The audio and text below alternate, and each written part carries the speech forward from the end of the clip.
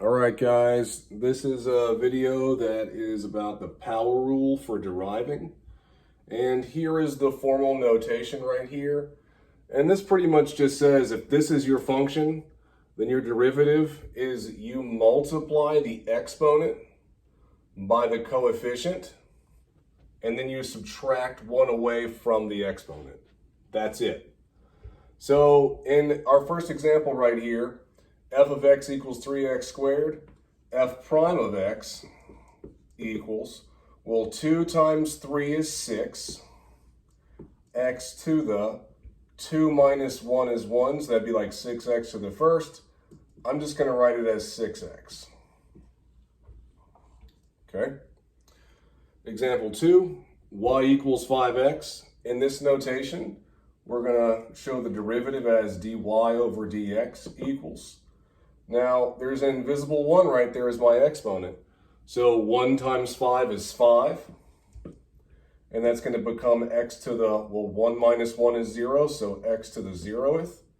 And then anything to the 0 power is equal to 1.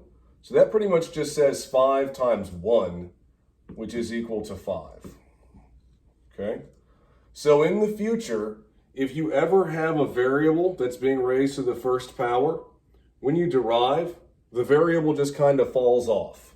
So for instance, if that had said y equals 8x, well, dy dx would just be equal to 8. All right, example 3, there's g of x.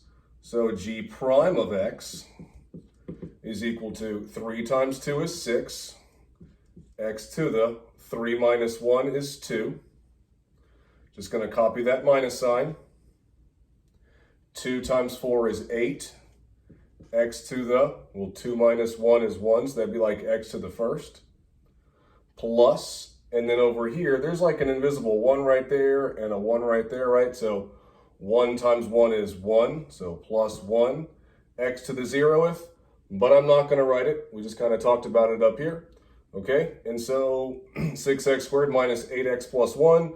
I'll just kind of not write that, my final answer, because it's implied that it's to the 1. And there it is. Okay. Number 4, y equals 6. Okay, so my final answer right here is going to be dy dx is equal to 0. But let me show you why. So this is the same thing as y equals 6x to the 0th. All right? Because that's just a 1, right? Like this still just says y equals 6.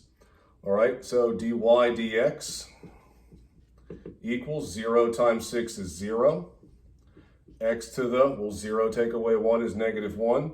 And 0 times x to the negative first is equal to 0. And so there's my answer. So anytime you derive a constant, something that doesn't have a variable next to it, it's just going to derive to 0. All right. Number 5. H of x equals 2 over x. Well, it doesn't look like these guys over here yet, but I can take this x and bring it upstairs. So we have a rewrite. That's going to be 2x to the negative 1. Okay, so now I'm ready to derive.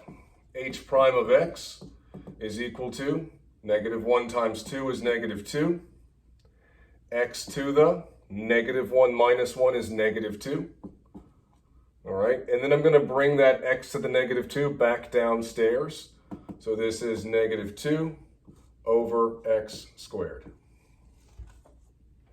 All right, number 6, y equals 4 times the square root of x.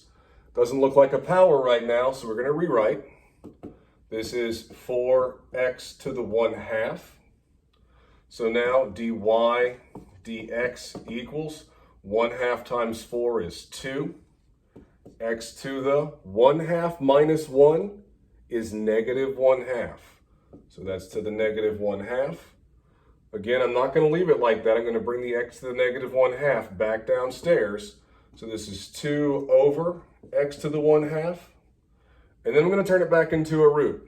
So equals 2 over the square root of x.